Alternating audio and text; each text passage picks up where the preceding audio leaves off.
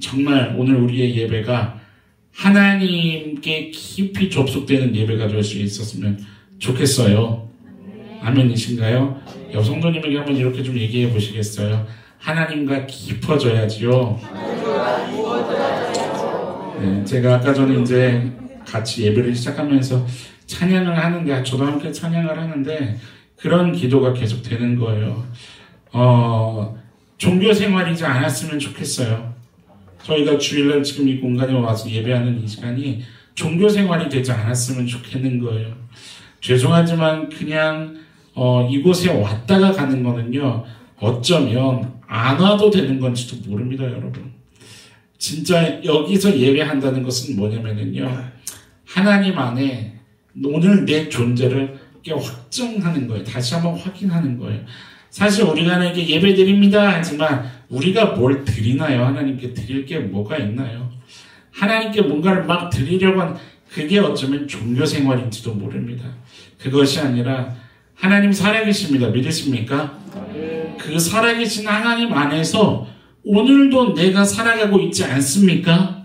그 삶의 걸음을 여전히 허락하고 계시는 하나님 안에서 내가 어떤 길로 가고 있는지, 하나님과 관계하고 있는지 이것이 점검되고, 그리고 삶을 계속해서 허락하신다면 내가 주님과 함께 동역하며 걸어갈 수 있는 그것을 소망하는 자리가 되어야 하지 않겠습니까? 분명 하나님이 나를 이끄실 터인데 믿으시나요? 그 하나님을 내 안에서, 하나님, 저 그 하나님을 너무 사랑합니다, 이것을 고백하는 것이 예배거든요. 여러분, 이 시간이 진짜 그 하나님을 깊이 묵상하면서 내 존재를 다시 한번 확인하고, 하나님의 존재를 또 한번 확인하고, 그리고 하나님과 대화해보는 더 깊은 어떤 그 접속이 있는 그런 시간의 예배가 될 수 있기를 간절히 소망합니다. 우리 옆 성도님에게 이렇게 축복합시다. 예배하면 축복입니다. 예배하면 축복입니다. 네. 오늘 제목이 뭐죠? 네, 제목이 의로운 가지인데, 오늘 큐티 본문이잖아요. 오늘 큐티 본문인데, 이 말씀으로 이제 설교가 준비가 되다 보니까 제가 이런 좀 서두에 얘기를 했었던 것 같아요. 오늘 말씀은 그 어느 때보다도 하나님을 더 깊이 묵상할 수 있는 기회가 되는 말씀입니다. 여러분들 하나님을 깊이 묵상하는 예배가 되기를 축원합니다. 말씀을 묵상하면서요, 저도 이런 딱 어떤 생각이 시작이 드는 거예요, 제 마음속에.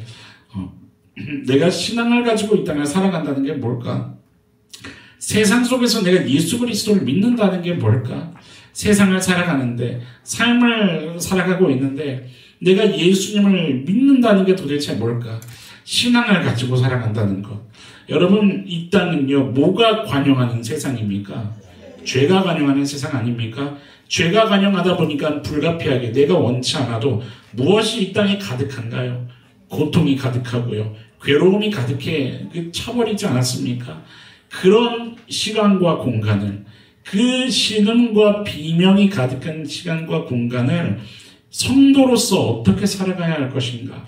여러분, 성도로 살아간다고 해서 내가 걸어가는 그 길, 모든 비명과 모든 그 고통이 다 좀 뻥뻥 날아가고 사라지고 없어져 버리는 삶을 사나요? 그렇지 않습니다. 똑같습니다. 세상 사람도 그 인생을 살아가고 믿는 우리도 여전히 그 환경 속에서 살아가는 것은 똑같습니다. 그렇다면 성도와 세상 사람과의 차이가 뭘까냐는 거죠. 우리가 지독히도 경험하면서 살아가고 있지만, 여러분, 정말 이 땅, 이 세상이 정의롭고 공의롭냐 이거예요. 옆 성도님에게 한번 물어봐 보세요. 공의로운 세상 같으세요? 네, 뉘앙스가 벌써 이상하죠. 물어보세요. 정의로운가요? 네. 오늘 말씀을 읽잖아요. 그러면 이게 쫙 그냥 이해가 되다가, 사실 저는 말씀을 이제 전에 묵상하다가 이 부분이 탁 걸리는 거예요. 그게 몇 절이냐면 5절이거든요. 5절을 한번 봐보세요. 중간에 그가 왕이 되어 지혜롭게 다스리면, 그가 누구죠? 만왕의 왕이신 우리 하나님이 되시죠. 우리의 주가 되신 예수님이 되시죠. 그가 왕이 되어 지혜롭게 다스리며 세상에서 무엇을 행하신다고요? 정의와 공의를 행하신다는 거죠. 정의와 공의를 행하신다고? 그런데 하나님이 정의와 공의를 행하셔? 그런데 세상이 왜 이러지? 라는 마음에 어떤 그 물음표가 하나 땅 뜨는 거예요. 사실 저나 여러분이나 많이 그렇게 생각하면서 살아왔죠. 그냥 미리 이야기하자면 우리는요 하나님의 공의와 정의를 알까요? 잘 모를까요? 잘 몰라요. 예, 여성들님에게 이실 짓고 합시다. 잘 모르죠. 잘 몰라요. 그걸 얘기해보세요. 오해합니다. 여러분 오해하고 있습니다. 사실 잘 모르는 게 정직한 우리의 고백인지 모릅니다. 여러분 세상은 악이 판을 치고 있고요. 그런데 정작 그런 세상 속에서 우리는 정의와 공의가 뭔지를 잘 모르니까 어떤 말이 입에서 나오냐면 예수님 믿어도 소용없다는 얘기가 나오는 거예요. 그리고 우리의 삶도 마치 그 세상 어떤 어그러진 세상의 일부처럼 살아가고 있는 게 보이는 거죠. 여성들이니까 다시 한번 좀 결의를 다집시다. 오늘 예배를 통해 정의와 공의가 뭔지 알고 갑시다. 네, 아멘. 여러분들 그 은혜가 있기를 축원합니다. 제가 저기 함께 예배하면서 찬양하면서 그런 마음의 벅참이 있었어요. 하나님, 우리 너나들이 교회 찬양이 풍성하게 하심을 감사드립니다. 하나님, 우리 교회 안에 말씀을 풍성하게 주시니 감사드립니다. 이것이 삶에서 누려지게 하시옵소서. 여러분들 그냥 그렇구나 하고 돌아가는 게 아니라 진짜 마음의 그 비석에 새기고 돌아가는 은혜가 있기를 간절히 축원합니다. 예수님을 믿고 따르는 자로서요. 그렇잖아요. 세상을 따르는 자들이 아니지 않습니까? 저와 여러분은. 예수님을 믿고 따르는 자로서 이 세상을 살아가는 동안 그 허락된 시간과 공간을 살아가는 동안에 어떻게 살아내야 할 것인가?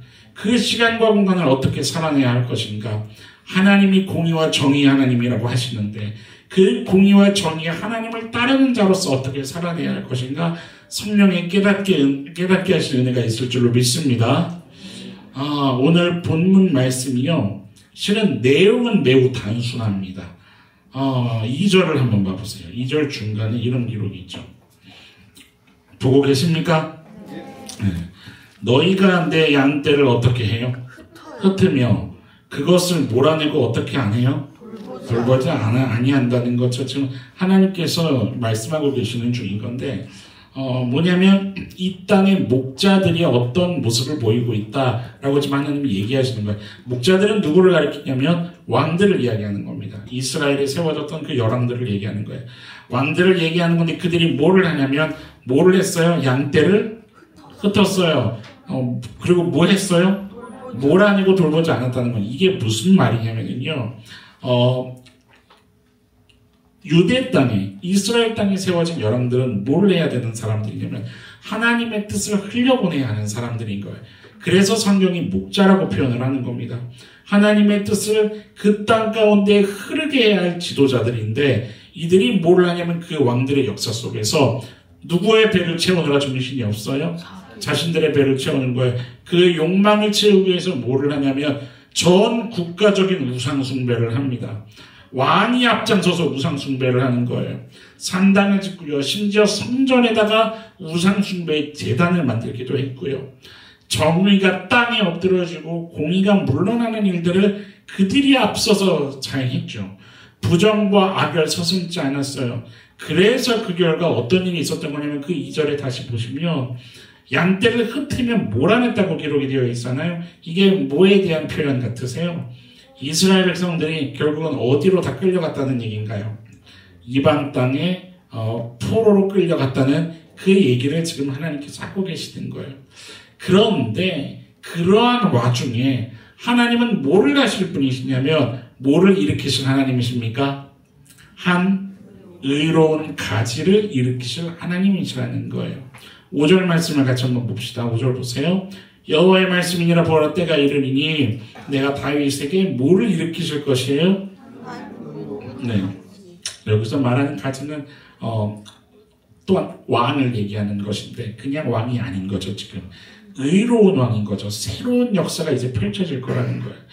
이 왕을 통해서 펼쳐질 그 역사는 이전과 다른 역사가 펼쳐질 것이다.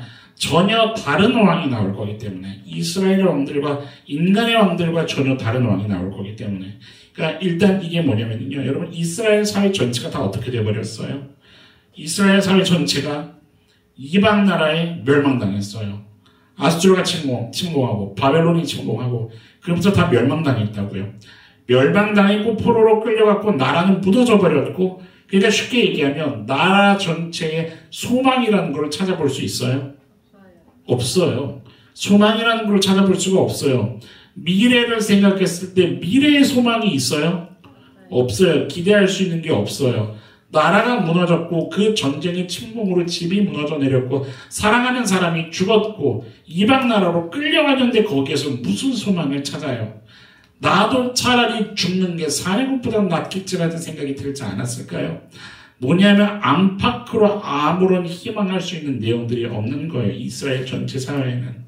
실제로 지금 이 말씀으로 배경으로 하고 있는 이때 19대 왕이 누군지 아십니까? 여호야긴이라는 왕이 있어요. 이 왕도 어떻게 됩니까? 끌려갔다가 고국으로 돌아오지 못하고 거기서 죽어요. 여호야긴의 숙부가 있어요. 이 사람이 20대 왕이 돼요. 누군지 아세요? 네, 어디서죠? 이렇게 소리가 들리는 시드기야 왕입니다. 맞아요. 시드기야 왕도 어떻게 했어요? 바벨론으로 끌려갔어요. 그러니까 그 끌려가는 모습을 보는 이스라엘 사람들은 뭐라고 생각할 수밖에 없냐면 따라해 봅시다. 아이고 다윗 왕조가 끝나버렸네. 여러분 이 말은요 우리 민족에는 이게 묵상되기 어려운 부분인 거지만 이스라엘 사회에서는 다윗 왕조가 끝났다는 건 어떤 의미예요? 네, 구원이 끊겼다는 거예요. 그러니까 어떻게 메시아가 이 땅에 오지? 이 문제하고 직결되는 얘기인 거예요. 끝났다. 우리 민족은 이제 끝났다. 희망이 없다. 망했다. 이게 되는 거예요. 그렇게 보이는 거죠. 그런데 그런 유다의 절망적인 상황 가운데서 하나님이 뭘 하시겠다고 말씀하시는 거냐면 의로운 가지를 일으키겠다 이거예요. 뭐냐면 오직 하나님의 주권에 의해서 여러분 사람의 눈으로 볼 때는 희망과 가능성이 있어요? 없어요. 사람이 노력해도 할 수가 없어요. 오직 뭐만이 가능하냐면 내 힘과 노력이 아닌 어떤 신적인 능력, 신적인 어떤 그 계획과 어떤 열심이 있어야만 이 역사는 어떻게 되는 거예요? 이어져 갈 수 있는 거예요. 그게 뭐냐면 그 주권적인 능력에 의해 새로운 왕이 세워질 것임을 지금 하나님 얘기하시는 거죠. 완전히 끊어져 버린 것 같은 절망적인 상황에서도 어떤 패역한 이 땅의 죄의 흐름이 있어도 왕들이 아무리 전 국가적인 우상숭배를 자행해도 그것을 어떻게 하실 수 있다는 거야? 끊어버리고 그 절망의 그림자에서 건져내어서 새 역사를 창조해 가겠다. 이 의지의 하나님의 마음을 담고 있는 거죠. 오늘 본문의 이야기가요. 이 내용이에요. 어려우세요? 쉬우세요? 어려우시구나.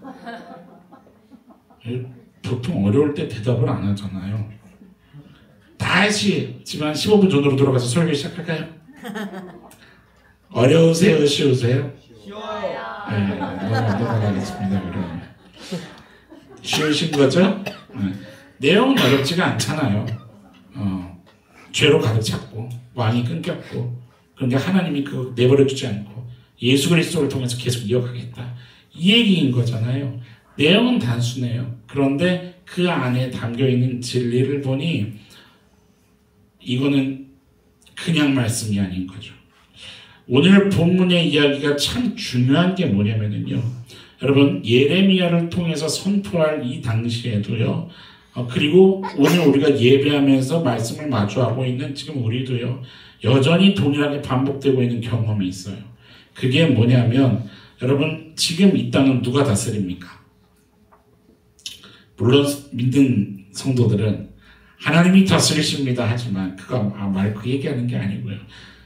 지금 누가 다스리고 있습니까? 네, 그렇죠. 사람 왕이 다스리고 제가 벼랑간 막 그런 이제 단어를 언급하면 요즘은 위험한 시대여서 큰일 납니다. 그냥 사람 왕이 다스리는 시대. 맞습니까? 틀립니까? 예. 이거는요, 나라만 이야기하는 것이 아니라 여러분 직장 가시면 누가 그 직장을 다스리나요? 그렇죠. 모두가 다 믿음의 가정이면 좋겠지만 여러분들 가정으로 돌아가시면 또 누가 다스리는 가정에 들어가시나요? 엄마. 무슨 얘기하는지 다 이해하시죠? 사람 왕이 다스리는 이 땅을 살아가고 있지 않아요? 그러니까 어떤 일이 반복이 되냐면 그 예레미야 때나 오늘이나 때로는 정의가 다 물러나 있고 공의가 땅에 엎드려져 있고 그리고 악과 고통만, 그러니까 진짜 악만 남았잖아요. 악소리 내면서 살아가야 되잖아요. 이렇게 하지 않으면 일주일 버티기가 힘드시지 않으세요? 월요일날 출근하실 때 막 휘파람 불면서 출근하시나요? 네, 그렇지 않아요? 고단한 인생길을 살아가고 있지 않냐 이 말이에요. 고단한 인생길을 살아가고 있어요. 옆 성도님에게 한번 이야기해 보시겠어요? 뭘 보며 살아가야 할까요? 요즘에 이제 이런 대답하잖아요. 그래도 금융치료 하잖아요. 그거 아니죠. 근본적으로 얘기하는 거예요. 근본적으로. 뭘 보며 살아가야 될까요? 그리고 어떻게 살아가야 될까요? 이거는 우리 성도로서 고민해야 할 부분인 거죠. 그런데 그 중요한 고민에 대해 분명하게 정답을 이야기해주고 있는 그 진리의 말씀이 오늘 본문에 기록되어 있는 겁니다. 여러분, 이 진리를 붙잡는 은혜가 있기를 축원합니다. 오늘 선포하고 있는 그 핵심에 무엇이 바로 있냐면, 그래서 따라합시다. 의로운 가지. 네, 누구냐면 예수 그리스도를 이야기합니다. 뭐냐면 오늘 본문은요, 아주 대놓고 예수님이 누구인가에 대해서 이야기하고 있는 말씀인 거예요. 하나님이 누구인가? 이 땅에 의로운 가지로 오신 예수 그리스도가 누구인가? 그냥 누구인가가 아니라 어떤 객관적 이야기만 하는 것이 아니라 너에게 예수 그리스도는 누구인가냐는 거예요. 내가 주관적으로 관계하는 그 하나님, 그냥 어떤 역사적인 것만을 이야기하는 것이 아니라 나에게 하나님은 어떤 분인가? 우리에게 하나님은 어떤 분인가? 이 얘기를 분명히 선포하고 있다는 거죠. 여러분, 이 예수님에 대한 소개에 우리의 마음이 집중되는 은혜가 있기를 축원합니다. 하나님이 일으키는 이 왕, 진정한 목자가 되시는 예수 그리스도 안에서는요, 일단 이런 일이 생긴다고 말씀을 기록합니다. 3절을 봐보세요. 중간에, 끝쪽에, 그들의 뭐가 어떻게 돼요? 그들의 생육이 번성할 것이며, 이거를 문자적으로 그냥 번역하면 어떤 의미냐면, 그들은 열매 맺을 것이다. 그리고 증가할 것이다. 이런 원문에 그냥 문자적으로 번역하면 그래요.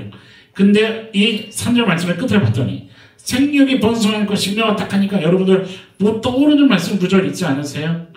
지금 이 말씀이 뭐냐면요, 생명의 주권자가 되시는 그 하나님이 우리 가운데 주시는 가장 근원적인 축복을 먼저 언급하시는 거예요. 그게 뭐예요? 창세기로 돌아가 보세요. 그게 바로 창세기. 창세기 1장을 펴보세요. 펴기 쉬우시죠? 1장 27절 말씀을 봅니다. 같이 한번 읽어볼까요? 시작. 하나님이 자기 형상 곧 하나님의 형상대로 사람을 창조하시되 남자와 여자를 창조하시고 28절 읽습니다. 하나님이 그들에게 복을 주시며 하나님이 그들에게 이르시되 생육하고 번성하여. 아멘. 아멘. 여러분들 27절 28절에 강조되고 있는 단어가 하나 있어요. 그게 뭘까요? 하나님입니다. 하나님. 주체가 누구예요? 하나님이, 하나님의 28절에 또 하나님이, 또 하나님이 하고서 뭐를 얘기하시냐면 궁극적으로 생육하고 번성해라 얘기를 하시는 거예요. 여러분, 지금 이 창세기가 어느 때예요? 태초잖아요. 태초. 처음 사람이 이 땅에 나왔을 때, 아담과 하와 그 첫사람이 이 땅에 세워졌을 때, 그 모든 것의 처음 때에 주셨던 축복이 뭐예요? 생육하고 번성하는 거예요. 심지어 생육하고 번성하는 것은 여러분, 첫사람이 죄를 범하였을 때도 하나님이 거두가셨다고 했나요? 거둬가시지 않았던 축복이에요. 생육하고 번성하는 것은. 보세요. 창세기 9장으로 가봅시다. 몇 장 넘기셔서 9장 1절 말씀을 보세요. 제가 읽겠습니다. 하나님이 노아와 그 아들들에게 복을 주시며 그들에게 이르시되 뭐해요? 생육하고 번성하여 땅에 충만하라. 지금 이게 무슨 배경이에요? 홍수 끝나고죠. 홍수가 끝났다는 건 뭐예요? 이 땅에 죄가 있었었고 가득했었고 그것 때문에 무엇이 있었었어요? 심판이 있었죠. 그러니까 리셋과도 같은 그 느낌이 들어요. 근데 사실은 이것은 하나님께서 하나님의 열심을 이어가는 다시 쓰시려는 하나님의 열심이셨죠. 그런데 그 중심에 뭐가 있어요? 달리 얘기하면 죄로 꺾여서 이 땅의 생명이 무너지고 아파했을 그때에 회복을 선포하시는데 그 회복의 중심에 뭐가 또 있어요?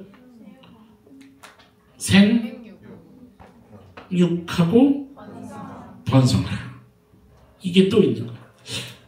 뭐냐면 생육하고 번성한다는 것은 궁극적으로 생명이 살아나는 일들에 대한 이야기를 하시는 거예요.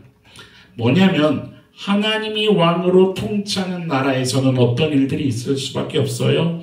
생명이 회복되고 살아나는 일들이 있다. 이 말을 성경이 얘기하고 싶은 거예요.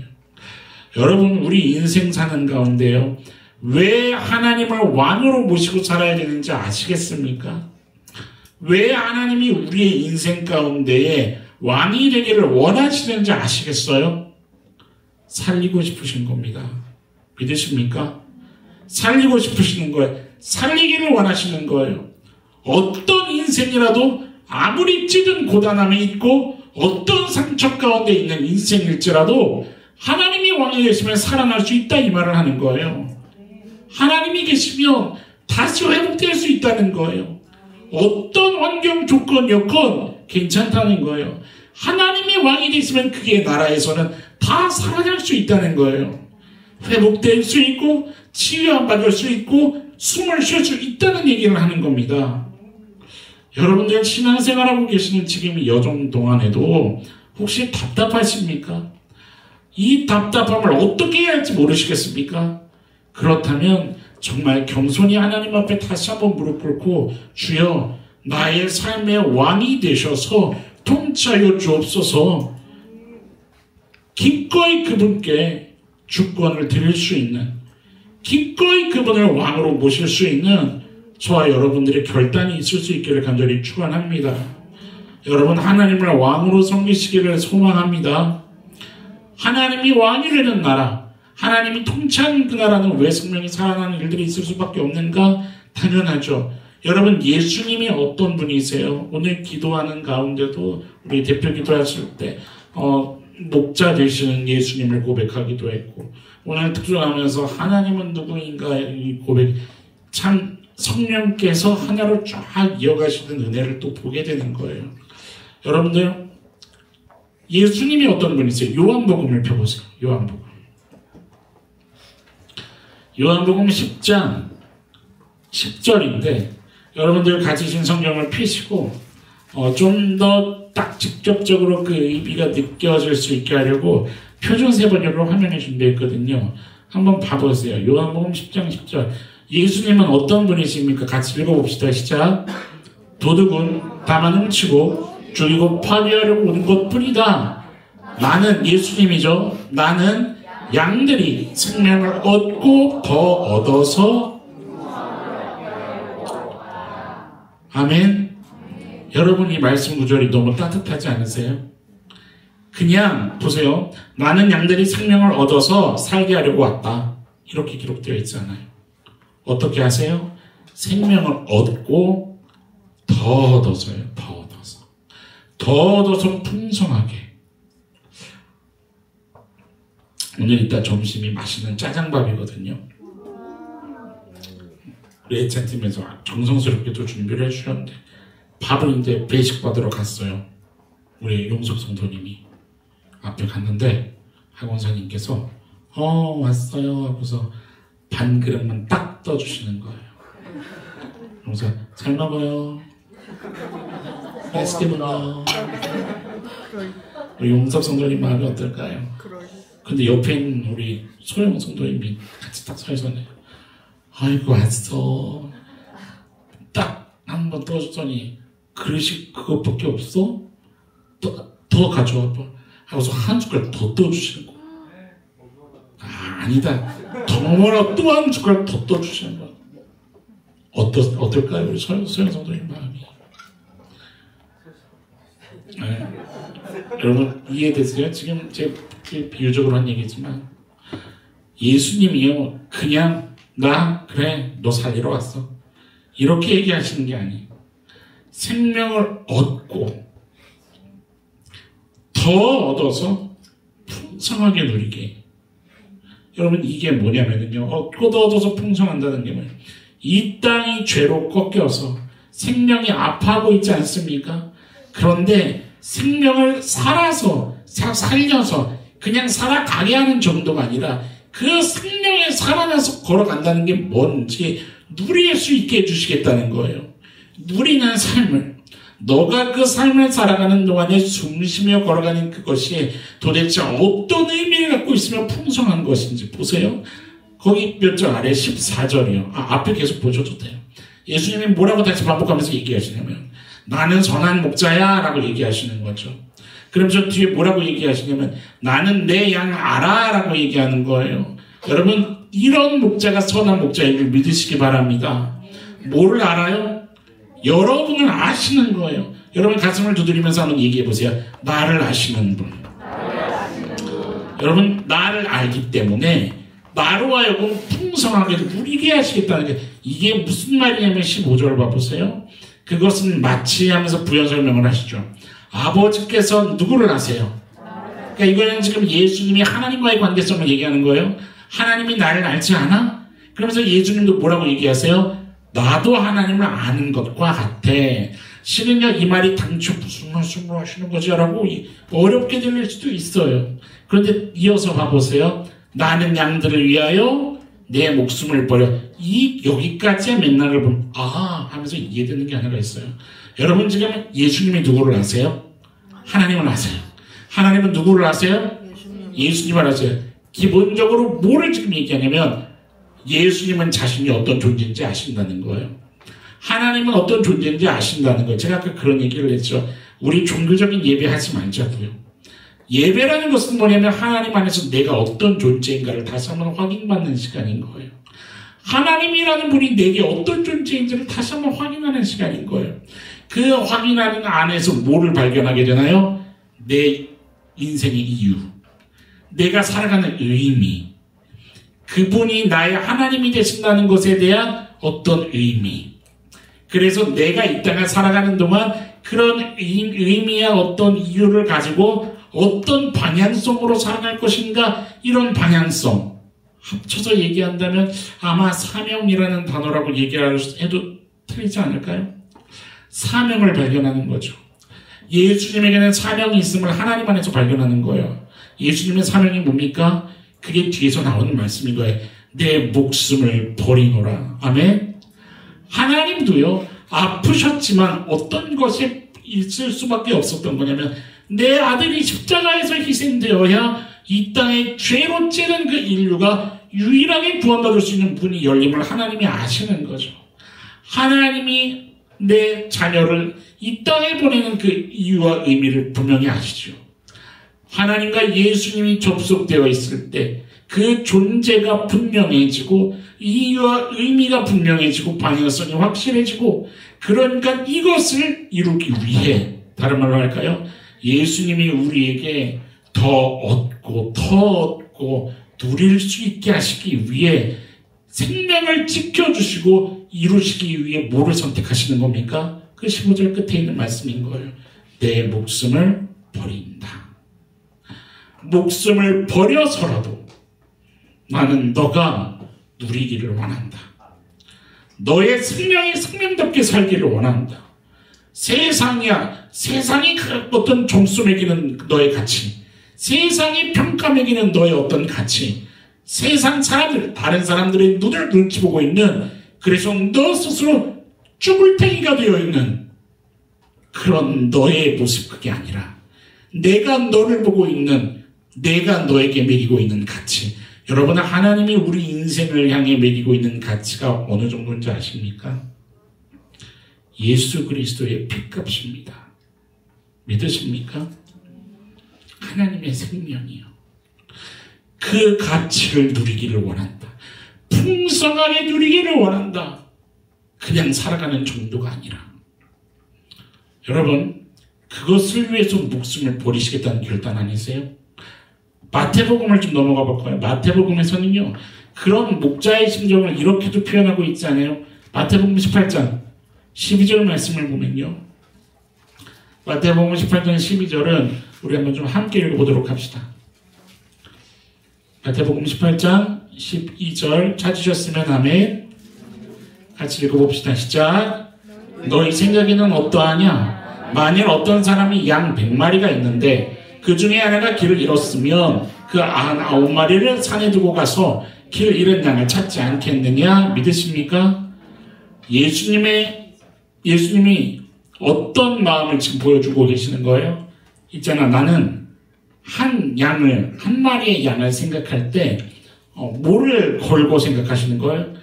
목숨을 걸고 생각하신다는 그 얘기를 하는 거예요. 여러분 오해하시면 안 돼요. 여기 지금 12절의 말씀에 나는 99마리 때려쳐서라도 너가 필요해? 이런 얘기를 하시는 게 아니에요. 이런 질문을 하는 경우가 있더라고요. 아니 그럼 그 99마리는 어떻게 해요? 네, 걱정 안 하셔도 돼요. 이 당시에 팔레스타인의 이 양치는 그 문화는 혼자 양치는 게 아니라요. 팀 사역으로 양을 칩니다. 그냥 99마리 돌보고 있는 목자가 있어요. 한 명을, 그 한 마리를 향해서 한 목자가 지금 그 양을 찾아가는 거기 때문에 99마리 걱정 안 하셔도 됩니다. 이 말씀의 포커스는 뭐예요? 한 마리도 잃고 싶지 않다는 거예요. 한 마리의 생명이 소중하다는 거예요. 이해하시겠어요? 예수님에게 그 마음. 근데 여러분 세상 지도자는 그렇지 않죠. 세상 지도자는 여러분 그렇지 않아요. 세상 왕은요 군림하는 지도자죠. 희생하고 섬기는 지도자가 아닙니다. 세상 왕은 군림하고요 양들을 통해서라도 뭐를 얻기를 원해. 지난주 말씀 기억하세요? 자기 아들을 죽여서라도 뭐를 얻고 싶어해요? 자기 유익을 얻고 싶어하는. 여러분 세상 왕은요 양들을 통해서 자기 이익을 추구하죠. 그러니까 양들이 어떻게 되는 겁니까? 그래서 양이 흩어지는 거예요. 이해되십니까? 그래서 우리에게는요 진정한 목자이신 예수 그리스도가 필요한 줄 믿습니다. 5절을 다시 한번 봐보세요. 중요한 부분인데 여호와의 말씀이니라 보라 때가 이르리니 뭐를 일으키실 거예요? 내가 다윗에게 한 의로운 가지를 일으킬 것이라. 한 의로운 가지를 일으킬 것이라고 하십니다. 그런데 중요한 건 그 왕의 특징이 무엇인 것 같으세요? 어떤 가지예요? 의로운 가지예요. 여러분 이 의롭다라는 것은요 대단히 의미심장한 단어예요. 왜 그러냐면 하나님이 의로우시구나. righteous, right? 성경에서는 막 여러 가지가 혼용돼요. 무슨 justice, judge, 막 여러 가지 단어가 우리나라에서 한글 성경에도 정의, 공의, 어떤 때는 공의라고 쓰였다가 어떤 때는 또 정의라고 쓰였다가 막 이렇게 혼용이 되거든요.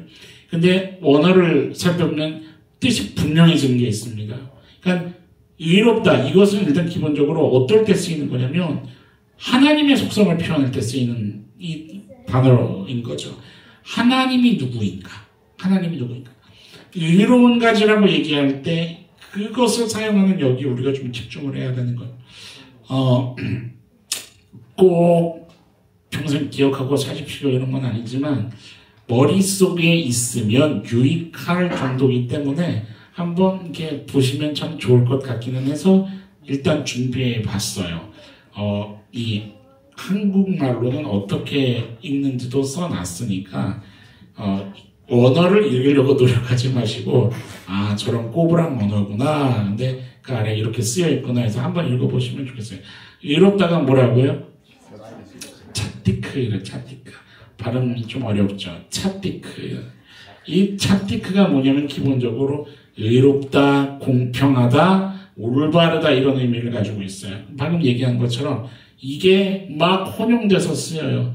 그러니까는 이거는 그냥 우리말 성경으로 봤다가는 정확한 이해가 어려워요. 어느 정도 이해만 갖게 되냐면, 그러니까 이게 좀 생겨난 오해가 되는 거죠. 여러분들은 정의, 의, 이런 걸 생각할 때 어떤 이미지가 떠오르시나요? 그러니까 제가 변함에 지금 여기 박은건 집사님부터 막 한 성도님씩 다 이렇게 해서 의가 뭡니까? 갑자기 질문하면 여러분들 어떻게 대답하시겠어요? 우리가 생각하는 정의는 좀 이런 거죠. 어떤 악을 행했으면 어떻게 하는 거예요? 심판하는 거예요. 그죠? 처벌받아야 되는 거. 행한 대로 심판받는 거. 그런 거거나 아니면 억울한 자가 있어야 돼요? 없어야 돼요? 없어야죠. 그렇지 않습니까? 그 정도를 생각하는 거예요. 그런데 그거는 하나님의 의를 반만 이해하는 거라 이 말입니다. 정확한 이해가 필요한데 그래서 5절이 이렇게 계속 등장하는 거예요. 5절에 내가 다윗에게 한 의로운 가지를 일으킬 것이라 하면서 끝에 뭐라고 말씀하세요? 세상에서 뭐와 뭘 행할 것이며 정의와 공의. 여러분들 지구적에 집중하셔야 돼요. 성경이 말하는 의를 이야기할 때는 이 두 가지를 함께 생각해야 되는 거죠. 먼저 공의, 이게 뭐냐면 미슈파트라고 그래요. 이 미슈파트가 뭐를 얘기하는 거냐면 단순합니다. 법을 다루는 사람이 있어요. 법을 다루는 사람 손에 뭐가 있냐면 법조문이 있는 거예요. 이때는 이렇게 하고 저때는 저렇게 하며 이것이 맞고 저것은 틀리며 법조문 이거를 가지고 그대로 법에 비춰서요. 이 사람이 죄가 있는가 없는가를 뭐만 하면 돼요? 판단하면 되는 거예요. 이걸 미슈파트라 그래요. 공의적 공의. 그러니까 이를테면요. 이러면 될까요? 제가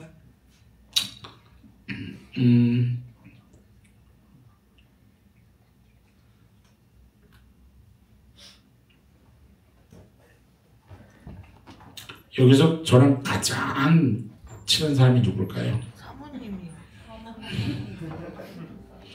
그래요. 오늘 저희 아내가 특송을 했으니까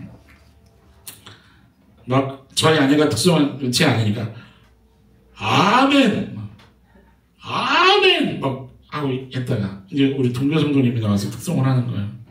그러면 아멘 아멘 이러면 되나요 안 되나요? 이거는 그냥 묻혀고 하는 얘기다. 만약에 우리 용한 성도님이 거짓말을 했어요. 용한아, 너는 내가 친하니까 봐줄게. 그러면 되나요? 대우가 선아를 때렸어요. 왜 대우 성도님은 힘이 세니까 봐줄게요.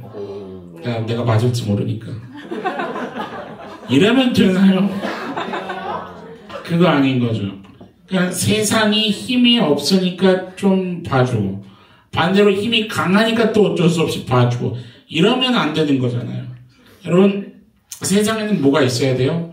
이 미슈파트라는 게 있어야 돼요. 공의로운 게 있어야 돼요.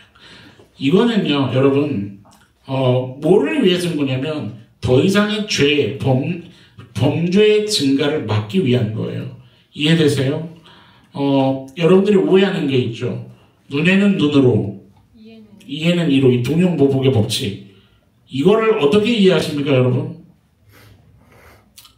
받은 대로 그렇게 이해하시죠. 여러분, 내가 옆에 성도님한테 한 대 맞았어요. 한 대 때릴 수 있는 기회를 드릴게요. 어떻게 때리시겠어요? 맞은 만큼 때리실 수 있으시겠어요? 조금 더 아프게 때려야죠. 무슨 말하는 건지 이해되세요? 사람은 그대로 받은 만큼 돌려줄 실력이 없죠. 사람한테는 그게 없어요. 어떻게든 내가 조금 더 시원해야 되지 않습니까? 하나님이 이것을 얘기하실 때는 뭘 원하시는 거냐면 더 이상의 죄의 증가를 막고 싶으신 거예요. 더 이상의 죄는 안 된다는 거예요. 그래서 일단 공의를 얘기하시는 거예요. 그런데 이 죄가 관영하는 세상 속에서 이것을 지키며 살아가려고 하니까 이제 우리 현실 세계 얘기를 좀 해볼까요? 어떤 일이 불가피하게 있을 수밖에 없을까요? 이 공의를 지키느라. 제가 말씀을 준비하다가 수년 전에 일이 문득 떠올랐어요. 제가 수년 전에 결혼하고 나서 통장을 이제 만들려고 은행을 찾아갔거든요. 아주 재미난 일을 겪지 않았어요. 근데 옛날 생각을 하고 옛날에 통장 개설을 했었던 시절을 생각하고 오랜만에 은행을 가서 통장을 이제 개설을 하는데 그 통장 개설을 하려면 막 뭐 많이 쓰잖아요. 서류를 쫙 작성하는데 저는 이제 제가 직접 손으로 그 당시에 글을 쓰지 않은 지 수년의 세월이 이제 흘렀기 때문에 옛날에는 제가 다 썼지만 제가 쓰지 않기 때문에 뭐 대학교 다닐 때도 이제 다 대필해서 시험 치르고 막 했었거든요. 제가 그냥 통장 그거 쓰는데도 제가 쓰는 게 아니라 누가 써요. 옆에서 모든 기록을 이제 제 아내가 다 쓰잖아요. 쫙 쓰려고 하는데 갑자기 앞에 있는 그 직원이 뭐라고 얘기하냐면 직접 쓰셔야 돼요. 그러는 거예요. 제가 쓸 수 있어요, 없어요? 없잖아요. 저는 못 씁니다. 옆에 분이 누구신데요? 제 아내입니다. 그랬더니 그냥 계속 보고 있는 거예요. 그러니까 뭔가 맞나 틀리나 이걸 확인하려고 하는 거겠죠. 그러더니 하는 얘기가 그걸 뭐라 그러죠? 가족관계서 떼어오셔야 됩니다. 그래가지고 그거 하는 대로 또 해야 되잖아요. 뭐 우긴다고 증명되는 게 아니니까. 그래서 다음날 이제 그날 못하고 다음날 그걸 떼어갔어요. 떼어가서 이제 또 이렇게 작성을 하는데 쭉 쓰다 보니까 무슨 칸이 나왔냐면 사인하는 칸이 나오잖아요. 사인하는 칸이 나오는데 갑자기 벼랑간 또 그 직원이 사인은 직접 하셔야 돼요. 또 이러는 거예요. 무슨 말인 거죠? 사인은 직접 하라고. 그래서 제가 아니 이거 좀 어차피 쓰고 있는데 하면 안 되나 이거대. 사인은 직접 하셔야 돼요. 그리고요 어떻게 했냐면 볼펜을 손가락 사이에 껴가지고 저희 집사람이 제 손을 잡아가지고 사인을 하려고 막 노력을 하는데 막 땀을 뻘뻘 흘리면서 하는데 그 직원도 보면서 본인도 어이가 없었을 거예요. 이게 보다가 그 도장 있으세요? 이러는 거예요. 저는 이제 도장을 안 갖고 왔는데 왜냐면 옛날 생각하고 도장을 안 갖고 왔는데 인감이 필요하다네요. 근데 도장 안 갖고 왔는데 지장을 찍으면 안 될까요? 그랬더니 또 뭐라 그러냐면 지장은 안 됩니다. 왜냐면 제 의지가 아니기 때문에 또 안 된다는 거예요. 무슨 말인지 이해되세요? 공의. 안 된다는 거예요. 그래서 도장을 갖고 오라는 거예요. 그래갖고 이제 다음날 도장 가지고 통장 하나 개설하는 걸 3일 만에 했잖아요.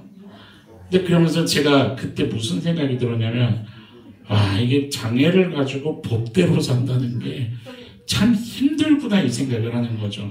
이해되세요? 어떤 느낌인지요? 그러니까 여러분들이 성경이요. 그래서 동시에 뭐를 얘기하냐면 정의라는 얘기를 하는 거거든요. 여러분 성경이 말하는 정의는요. 우리가 생각하는 개념하고 사실 좀 다릅니다. 여러분들 한번 생각을 해봐봐요. 제가 지금 이런 경험을 가지고 여러분들한테 딱 한 거예요. 우리 동교 성도님한테 갔어요. 그럼 동교 성도님 저한테 뭐라 그래야 될까요? 목사님 세상 돌아가는 걸 좀 파악하고 사셨어야죠. 뭐 고생하긴 하셨겠지만 뭐 어쩔 수 없잖아요. 이러는 거예요. 느낌이 오세요? 우리 박원 집사님 딱 하니까 뭐라 그래요? 그럼 왜 도장을 안 갖고 다니세요? 피곤하게 사실 그 도장을 갖고 다니면 덜 수고하는 거예요. 도장을 갖고 다니셨어야지. 딱 우리 세희 성도님한테 가니까 그러니까 목사님 4일 걸릴 수도 있고 5일 걸릴 수도 있는 거지 뭐. 3일 걸린 거면 적게 걸린 걸 수도 있어요. 이렇게 말하면 돼요, 안 돼요? 어떻게 이야기해야 할까요? 어떻게 얘기해야 돼요? 이제 막 직원들 까요, 이제. 직원 디스타임이에요. 이런 거죠. 어떻게 3일이나 걸렸어요, 세상에. 힘드셨겠어요. 그런 일을 할 때 다음에 연락하세요. 같이 도와드릴게요. 같이 갈게요. 멋있죠? 그런 주의 성도님들이 되기를 소망합니다.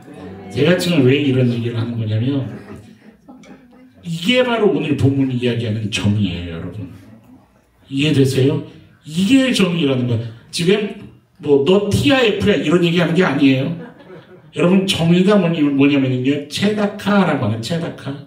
이 체다카라고 하는 이 정의는 회복적 정의라고 좀 어려운 단어로 회복적 정의라는 표현을 씁니다. 이게 뭘 얘기하는 거냐면 거기 써 있죠. 같이 한번 읽어보시겠어요? 회복적 정의 아래 시작. 안 나왔어요? 네. 회복적 정의 아래 써 있을 거예요. 파란 글씨 두 줄. 시작. 생명을 가진 존재를. 이해하시겠어요?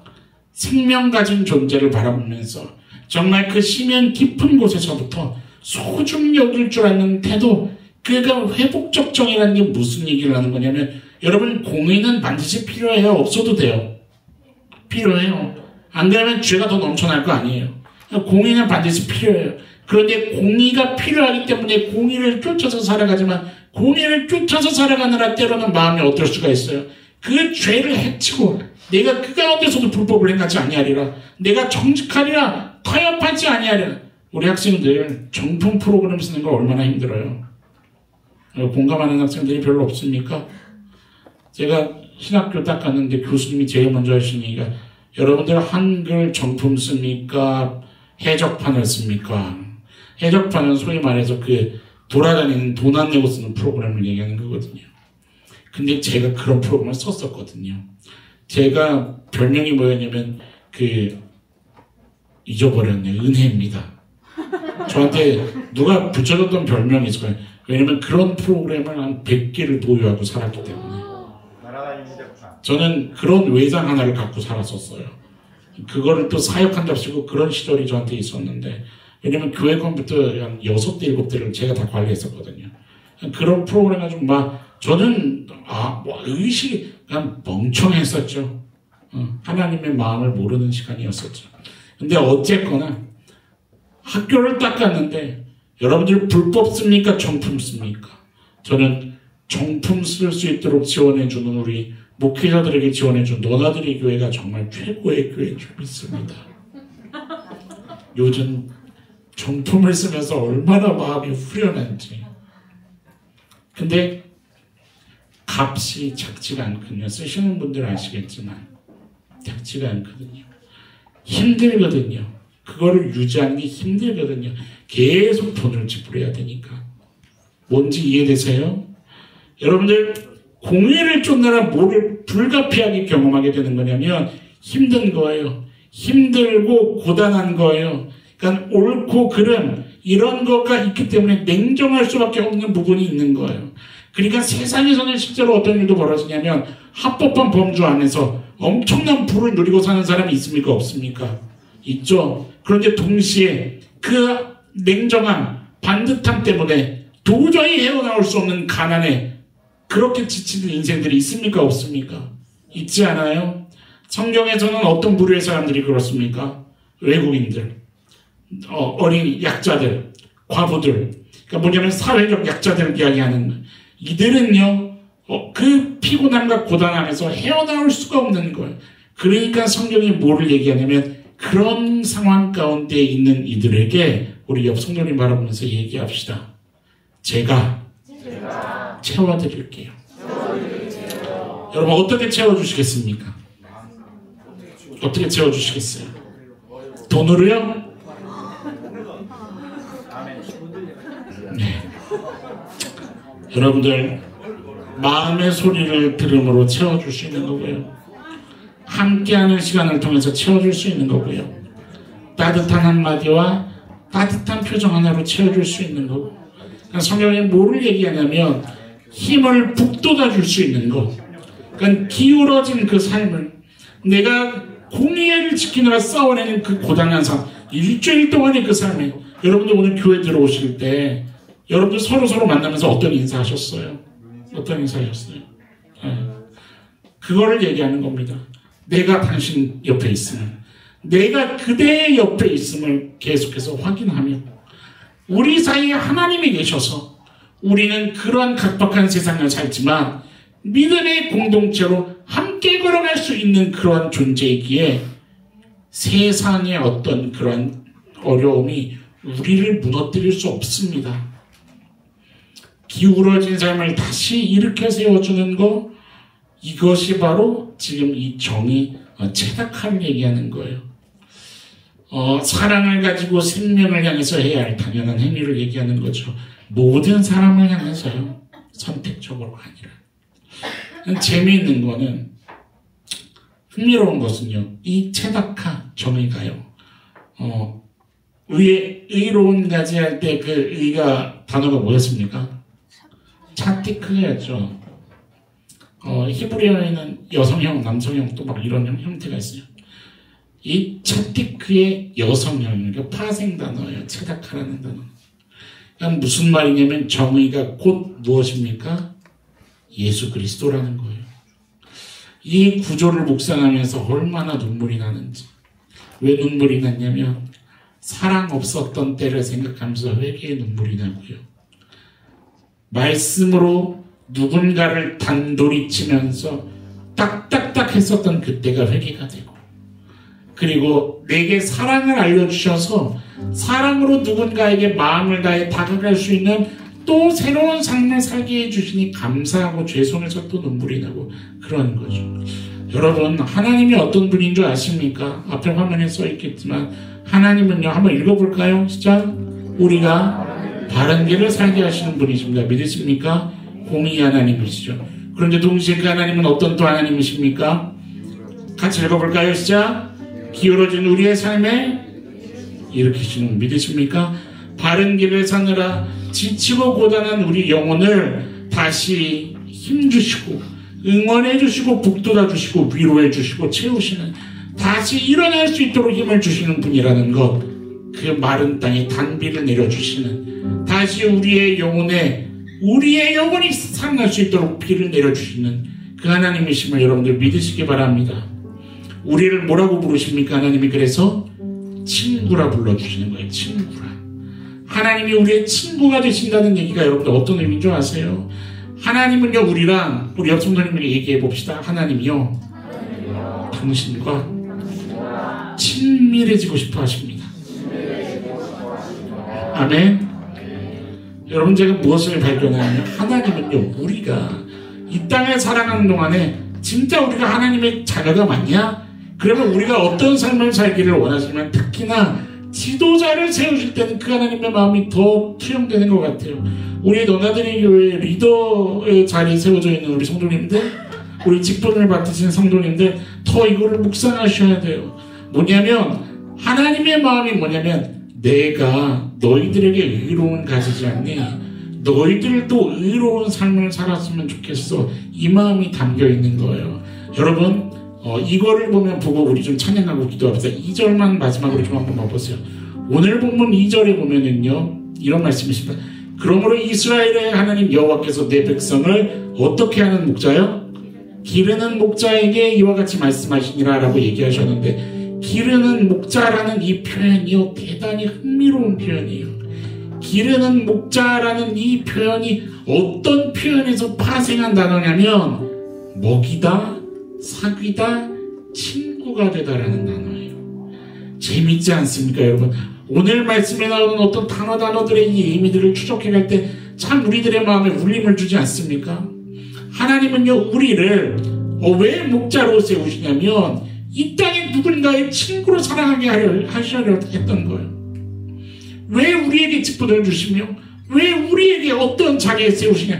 그러니까 주님이 우리에게 친구가 되어주셨던 것처럼 나의 인생도 누군가의 친구가 되어주기를 원하시는 거예요. 나로 하여금 누군가를 먹이고 누군가를 북돋아주고 공의로운 세상 공의롭게 살아가려고 몸부림치는 그에게 따뜻한 말 한마디 건네게 하는 그 통로 삼기 위해서 하나님은 우리를 세우시는 줄로 믿으시기 바랍니다. 여러분, 그 삶을 감당하시겠습니까? 죄로 인해서요, 고통과 괴로움이 가득 차버린 세상입니다. 어떻게 그 시간과 공간을 살아가야 할까요? 성도로서요. 우리 이거를 좀 같이 읽읍시다. 앞에 보고 읽으세요. 시작. 공의와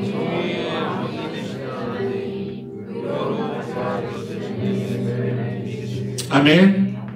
그 예수님을 믿으시는 인생 되기를 축원합니다. 이 세상을 살아갈 방법은 하나밖에 없습니다. 의로운 가지 되시는 예수님에게 주목하는 겁니다. 주여, 내 인생의 왕이 되어 주옵소서. 나를 이끌어가 주옵소서. 그리고 다음 한번 같이 읽어볼까요? 시작. 우리의 삶이 예수 그리스도를 믿는 자다움 간절히 축원합니다. 동시에 이걸 원하시는 거예요. 누군가의 고단함과 영혼의 아픔을 위로해주고 누군가의 눈물을 닦아줄 수 있는 그 신앙의 길, 의로운 길 걸어가기를 우리 주님 원하시는 줄로 믿습니다. 여러분, 이게 성도가 세상을 살아가는 방법입니다. 오늘 예배 드리신 후에 여러분들의 존재를 확인하신 후에 하나님과 함께 이 동역을 감당하실 수 있는 신바람 나는 인생이 되시기를 주님의 이름으로 축원합니다. 우리 이 시간에 같이 좀 찬양하면서 소망하고 우리의 영혼에 선포했으면 좋겠습니다. 주님이 위대하시고 능력 많지 않으십니까? 그의 지혜가 무궁하고 인자가 영원하지 않습니까? 내 영혼을 향해서 주님이 우리에게 왕이 되시고 우리를 살리시기를 원하시니 그 주님을 송축하고 찬양하며 나아가자. 여러분들 그 인생을 누리면서 우리를 통해서 누군가의 생명이 다시 회복되고 살아나는 일들을 풍성하게 경험하는, 누리고 더 누리는, 얻고 더 얻는 그 은혜가 충만한 한 주가 될 수 있기를 우리 간절히 소망하면서 우리 좀 자리에서 일어나서 찬양하며 나가십시다. 주님, 내게 위로와 회복을 주심에 감사합니다. 내가 이것을 넘어서 하나님의 동역자로 마땅한 삶을 살아가게 하여 주옵소서. 여러분들 지치고 힘든 그 마음이 이 찬양 안에서 또 위로되기를 간절히 원합니다. 우리 같이 찬양합시다. 우리 주는 위대하며 우리 주는 위대하며 아멘. 능력이 많으시도다. 그의 지혜 무궁하며 인자는 영원하다. 그런 왕이 되심을 믿으십니까? 우리 가슴에 손으로 보고 고백합시다. 오늘 상한 나의 영혼을, 내 지체의 영혼을 고치시고 아멘. 주님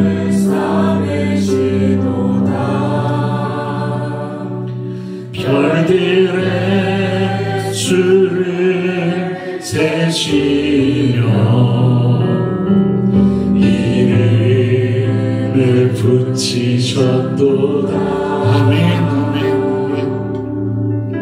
그가 구름으로 하늘을 덮으시고 우리 노나들에게 우월 지경을 덮으시고 우리 위에 비 내리신 하나님, 예루살렘아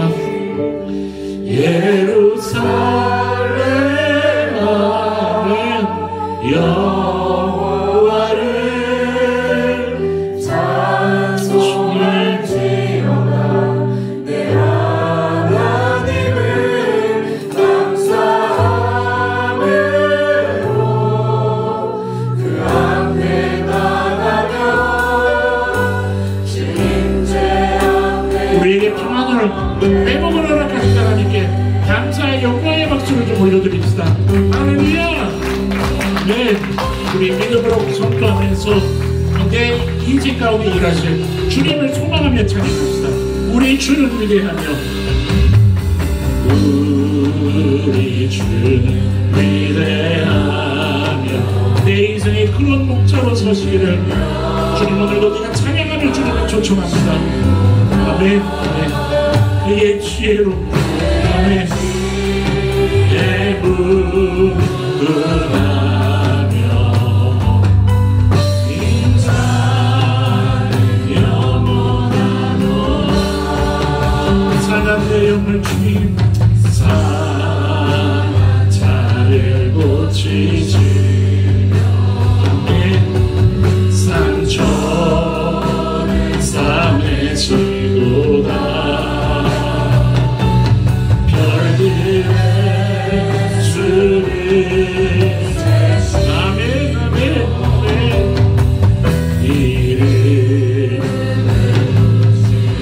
우리 믿음으로 선포하며 고백합시다. 그가 구름으로 하늘을 덮으시며 땅을 위하여 비 준비하신 그가 구름으로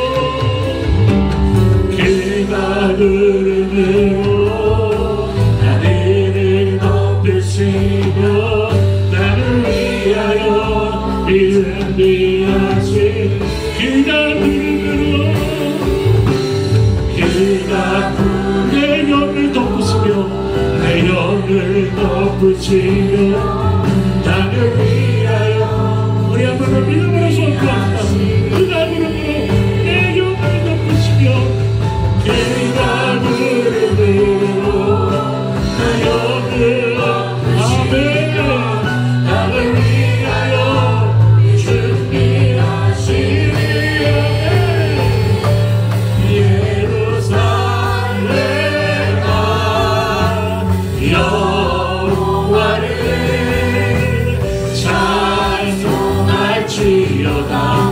내 하나님을 감사하네요.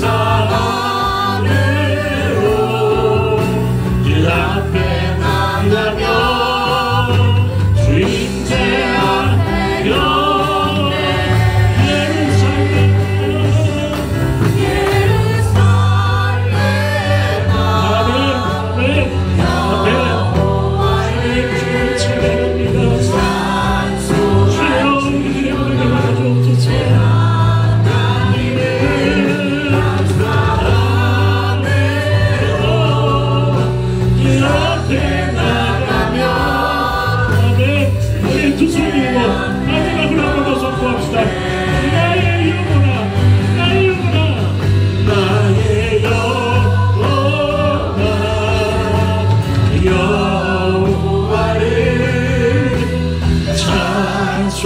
찬송할지로다 내 하나님을 감사하네요.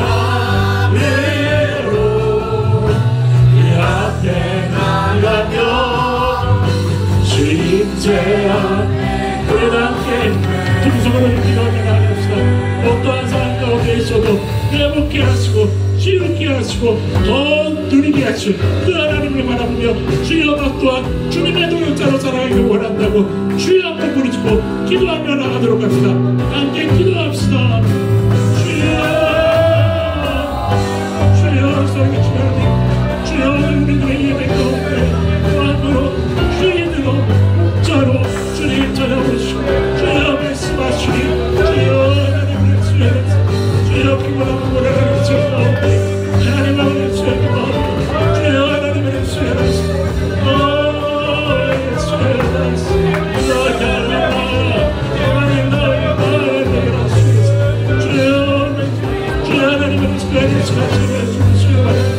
주여 예수님을 믿는 모습이 하나님 참으로 든든하고 하나님 어떠한 사람도 없으시고 주의 수행이 하나님 어떠한 주여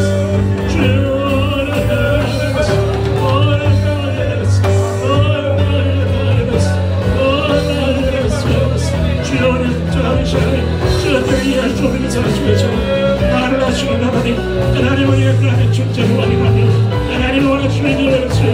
주여 그 사명을 따라 하나님 부름받은 자리에서 주여 하나님 높여드리며 누군가의 위로자로 주여 떠나주며 하나님께서 친구가 되어버리는 주여 인물의 자리를 두고 원합니다.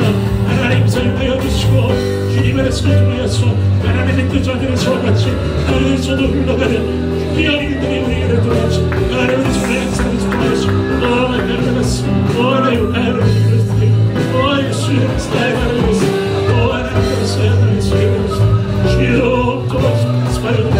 주의 이름이 너를 주옵소서. 주여 저를 위해서 우리를 청해를 전달하시고 예수님의 이름으로 기도합니다.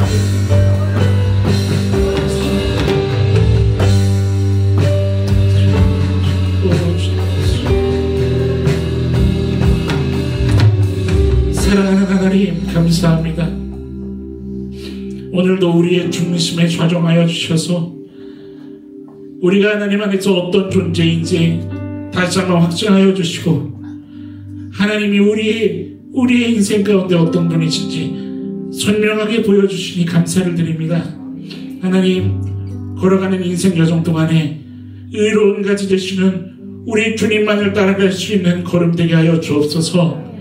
어떠한 고단한 상황 속에서도 다시 회복해 하시 생명을 얻고 더 얻어서 풍성하게 누리게 하실 하나님, 그 하나님을 우리 안에 온전히 모시며 이 인생길 걸어가게 하여 주시고, 우리를 통해 이루신 그 하늘의 귀한 일들을 사모하며 하나님과 동역하는 기쁨을 누리는 우리 모두가 되게 하여 주옵소서. 세상으로 하여금 영원한 것이 무엇인지를 증명하는 삶을 살기를 원합니다. 이 땅이 소망이 아니라 우리 하나님이 유일한 소망임을 증명할 수 있는 정말 하늘의 잇된 자들로 그 뜻이 이 땅에서도 흘러갈 수 있도록 몸부림치는 저희들이 되겠습니다. 주여 붙잡아 주시고 함께 동행하여 주셔서 우리를 통하여 하나님의 일을 이루시는 그러한 놀라움을 경험케 하여 주옵소서.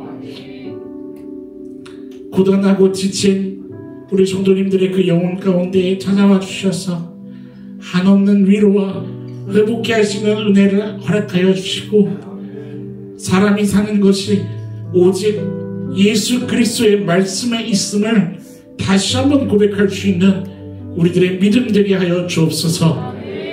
삶을 허락하셨을 때에 주님을 바라보며 한 걸음을 걷더라도 주님과 함께 동역하는 인생 되게 하여 주시고, 이 땅을 향해서 하나님의 영광 드러낼 수 있도록 썩어지는 미랄의 삶 살아갈 수 있도록 강권하여 주옵소서. 나를 아시고 또 우리도 하나님을 아는 존재로 그렇게 든든하게 살아갈 수 있도록 주님 강권하여 주옵소서. 감사드리며 우리를 통해 영광 받으신 오직 살아계신 만왕의 왕 되신 살아계신 우리 주 예수님의 이름으로 감사하며 기도드립니다. 아멘.